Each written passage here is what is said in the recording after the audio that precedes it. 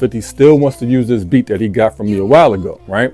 So I'm shocked and surprised, but even at that time, I knew I was going to be part of history, because 50 kept his word, and the rest is history still being made to this day. I know you're gonna dig this. I know you're gonna dig this. I know you're gonna dig this. So in this season's premiere, I'm gonna dive into one of the most iconic tracks I had the privilege of being part of, and that is 50 Cent's Many Men off of the Get Rich or Die Trying album. I'm ready. Yo, get me across the street. Let me go. Let's go. Let's go.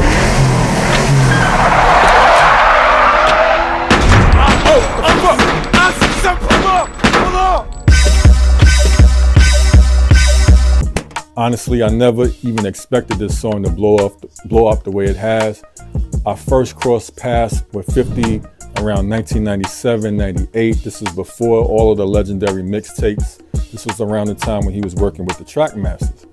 And at that time, I was actually signed exclusively to Entertainment Records as a music producer. So kind of my daily routine was to, make beats, go down to the office, play them, and then we would pretty much head down to the Hit Factory. And this was during the time when we was working on the creation of Cameron's debut album of Confessions of Fire. So one day I was at the entertainment office and 50 came by, We chopped it up. It was me, Jacob York was there as well. We exchanged contacts. This is back in the days, the Motorola SkyTel pager days, So me and 50 kept in contact with each other, but we actually didn't work together at that time. But of course, obviously until later on. But who would have ever thought that it would actually turn out like this? When I created the track, I didn't have a specific vision in mind. I was just messing around with the Akai MPC 3000 and the Roland JV 2080, flipping through records. Then I played this one record, and out of nowhere, the melody just caught my attention.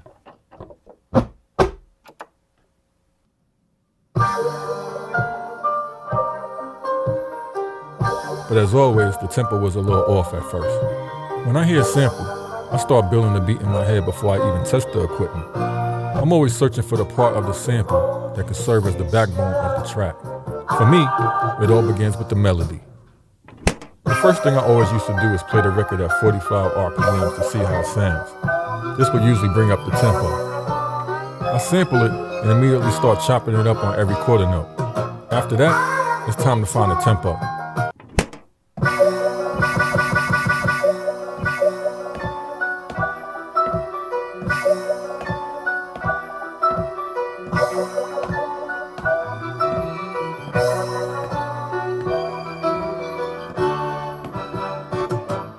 For me, the tempo isn't about a specific beats per minute number. It's all about the feeling. Next, I needed to add some drums to keep the feeling going.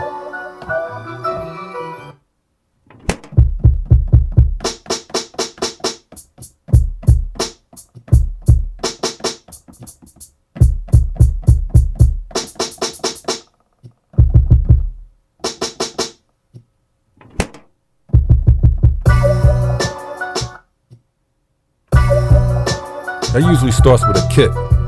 Then you need a snare that will pierce through the speakers. With that, it's time to program the drum pattern.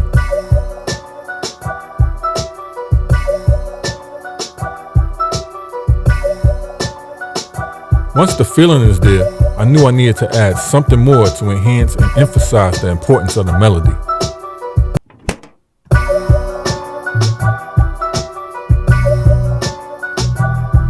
So, I added 2 bass notes from the Roland JV 2080 settled in the background.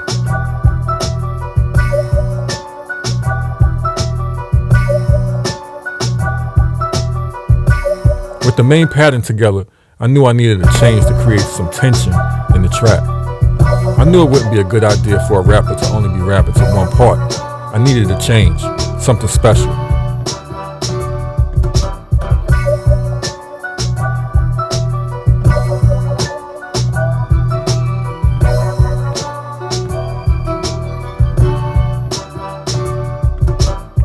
Now, I know you're gonna dig this. That track was one of the first Dipset songs recorded at my home studio in New Jersey. If y'all about to get it at a fast food place, yeah right, picture me flipping burgers on the grill, saying welcome to McDonald's, serving niggas meals. You find me on these corners rapping, searching for a deal, saying welcome to the crack spot, serving niggas Hey yo, nigga, I don't know the drug game, I kick a two. Night with me and some dick a dude. Killer habit with them bricks to Cuba, drinking licks and boo. In the brain cells yelling high, just and true. Now, because it was an unfinished track and a work in progress, we didn't really put it to the side. We were just working and recording in those days, you know. So it kind of ended back on my beat CD that I was using to shop to other artists. Now fast forward, I got some tracks over to Lenny Nicholson, who was the A&O at Columbia Records at the time, and he was working with Nas. And Nas was working on the Bravehearts album. And he chose 2 of my tracks off of that CD, one of which was, of course, the Many Men beat, right? Nas worked on the track, he demoed it, but it never really was completed. I believe he added 1 or 2 verses to it.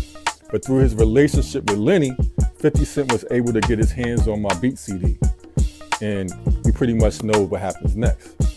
People always ask me, what did Eminem and Louis Resto do as co-producers? And the answer is pretty simple. Now, the original version of the song contained the beat and the lyrics that you kind of hear today, right?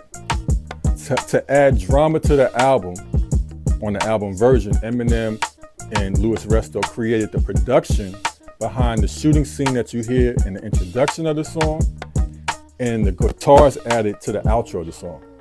And there you have it. Many men wish death upon me. Blood in my eye, dog, and I can't see. I'm trying to be what I'm destined to be, and niggas trying to take my life away. I put a hole in a nigga for fucking with me. My back on the wall, now you gon' see. Better watch how you talk when you talk about me, cause I'll come and take your life away. Many men, many men wish death on me, Lord. I don't cry no more. Don't look to the sky no more. Have mercy on me. Yo, so that concludes this week's episode of I Know You're Gonna Dig This. But be sure to check out next week's episode where we discuss some interesting stories behind some of my favorite productions. Peace.